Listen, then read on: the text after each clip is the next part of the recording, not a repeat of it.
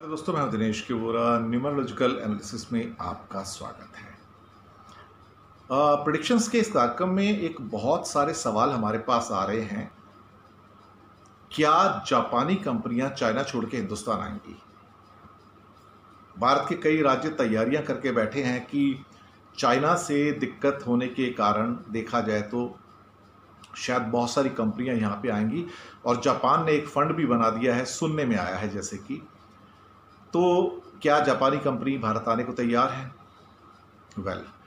इसको हम न्यूमरोलॉजिकल भी देखेंगे और इकोनॉमिकली भी देखेंगे।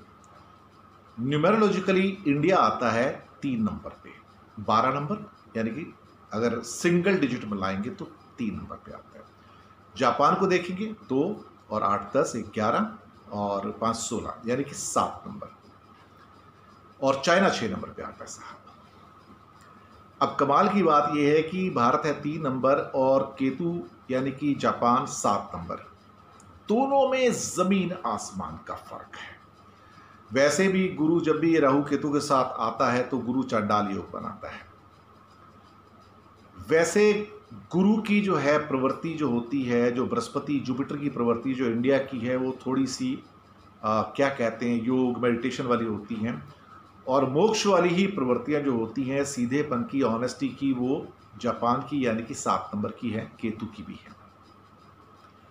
पर दोनों साथ चलते नहीं कभी। इसलिए आपने देखा होगा कि भारत जापान के साथ मैच तो बहुत करता है, यानी कि बड़ी अच्छी बात करेंगे, प्रधानमंत्री मिलेंगे, प्रधानमंत्री एबे और मोदी साहब मिलेंगे तो बड़ी अच्छी बात करेंगे, संबंध बड़े हैं। और बुलेट ट्रेन बीच में बात चल रही थी, थोड़ा एग्रीमेंट साइन भी हुए। पर हकीकत क्या है? देखिए, 7 नंबर वैसे तो जीसस क्राइस्ट का नंबर है, परफेक्शन का नंबर है, गॉड का नंबर है। दूसरी बात, जापान एक परफेक्ट ट्रेडिंग कंट्री है, बिजनेस कंट्री है। जापान सबसे पहले यह सोचेगा कि मेरी कंपैटिबिलिटी कहां है, क्योंकि जापान का जो लेवल ऑफ एफिशिएंसी है वो बहुत हाई है।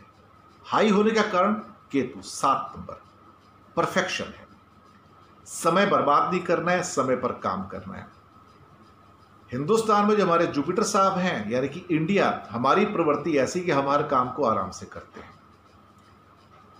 जापान अगर अपनी कोई असेंबली लाइंस इंडिया में लाना चाहेगा तो पहली बात तो यह है कि इंडिया में आते उसे एक समस्या का सामना करना पड़ेगा जो उसे चीन में नहीं करना पड़ता। वो ये है कि जिस एफिशिएंसी के साथ जापान को चीन के अंदर चीज़ें बनी बनाई मिल जाती हैं, वो इंडिया में नहीं मिलेंगी।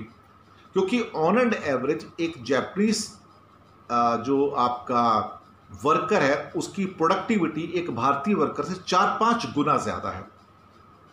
अगर इंडिया का एक वर्कर कोई 4 पार्ट्स पैदा करता है, पीसेस पैदा करता है एक टाइम में, तो उसी टाइम में एक चाइनीज वर्कर 16 से 20 पीसेस पैदा करने की क्षमता रखता है, क्योंकि वो लोग टाइम वेस्ट नहीं करते हैं। और जस्ट इन टाइम का जो सिद्धांत है जापान का, वो उस पर चलते हैं।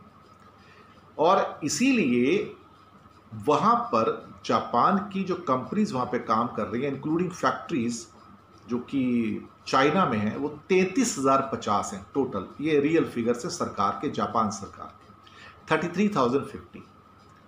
और उसमें से 0.9% ही सोच रही है कि शायद हम चाइना छोड़ दें। सोच रहे हैं, छोड़ने की बात नहीं कर रहे हैं। तो अब मूल क्वेश्चन वापस आता है कि क्या जापानी कंपनियां चाइना को छोड़कर भारत आएंगी? उत्तर है नहीं, क्योंकि भारत के पास वो सॉल्यूशंस नहीं है, वो प्रेसिशन नहीं है, वो एफिशिएंसी नहीं है, वो प्रोडक्टिविटी नहीं है, और वो ओपननेस, ट्रांसपेरेंसी लॉस के अंदर नहीं है जो जापान को चाइना में मिल जाती है। चाइना में जो उसको कम पैसे के अंदर ज़्यादा प्रोडक्टिव मिलती है, इंडिया में वो मिल नहीं सकती। इसलिए जापानी कंपनियां इंडिया में आके अपने सामान को बनाने में कतराती हैं। आप सोचिए कि जापान की बड़ी बड़ी कंपनियां जैसे कि सोनी है, सैन्यो थी पहले, इसके अंदर आपका कैमरा बनाने की जो कंपनियां हैं सारी की सारी, या हैवी मशीनरी की कंपनियां जो सॉरी, जो बुलेट ट्रेन और फैक्ट्रीज और जाने क्या क्या बनाती हैं, आपको यकीन नहीं आएगा इनका एक भी यूनिट इंडिया में नहीं है। आप कहेंगे कारें तो बनाते हैं। जी हाँ, कारों के पीछे एक अलग इकोनॉमिक्स है साहब, क्योंकि कारें वो यहाँ बिक जाएंगी, जबकि टीवी भी जापानीज जो होते हैं वो बाहर से बने आते हैं। यानी कि मेड इन जापान का ठप्पा लगा, सोनी का टीवी भी आ रहा है तो वो made in basically assembled in China है या थाईलैंड है या कोरिया है या कहीं और है। दरअसल जितनी भी साउथ ईस्ट एशियन नेशंस हैं, जापान, थाईलैंड, ताइवान और साथ में ऊपर का नॉर्थ में हमारा चाइना, ये इंडिया में नहीं आना चाहते प्रोडक्शन करने के लिए, क्योंकि इंडिया में उनको एफिशिएंसी नहीं मिलती है। वो इंडिया के लिए वियतनाम में चले जाएंगे। तो न्यूमेरोलॉजिकली इंडिया जो है वो जापान के साथ मैच नहीं करता है, संबंधों में मैच करेगा, सोसाइटी में मैच करेगा। वो कहेगा हाँ बनारस में और क्योटो में संबंध बन जाए, हमारा सांस्कृतिक संबंध बन जाए, लेकिन ट्रेड के अंदर जापान इंडिया के साथ कभी भी एक्टिवली नहीं आता है। ये बिल्कुल पक्की बात है। अगर बुलेट ट्रेन इंडिया में आने की बात कर रहा है वो, तो वो सिर्फ उसको पता है कि मुझे अपनी बुलेट ट्रेन की टेक्नोलॉजी इंडिया को नहीं देनी है, मैं बनी बनाई चीज जापान में बनाऊंगा और यहां एक्सपोर्ट कर दूंगा।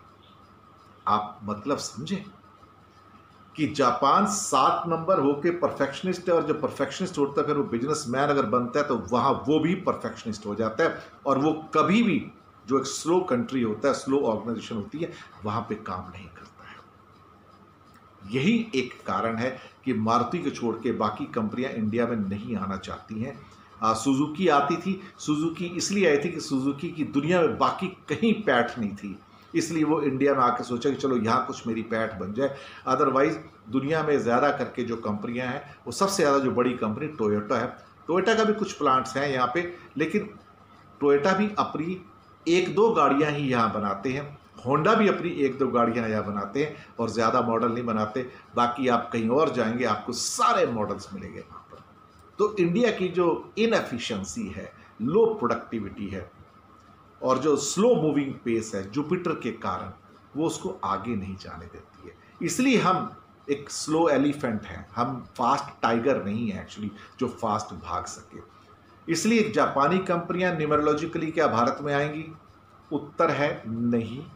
2-4 छोटी मोटी कंपनियां आ जाएं, छोटा मोटा एक्सपेंशन यूनिट्स में आ जाए तो गनीमत समझिए साहब। ये हकीकत है, इकोनॉमिकली भी और न्यूमेरोलॉजिकली भी। धन्यवाद।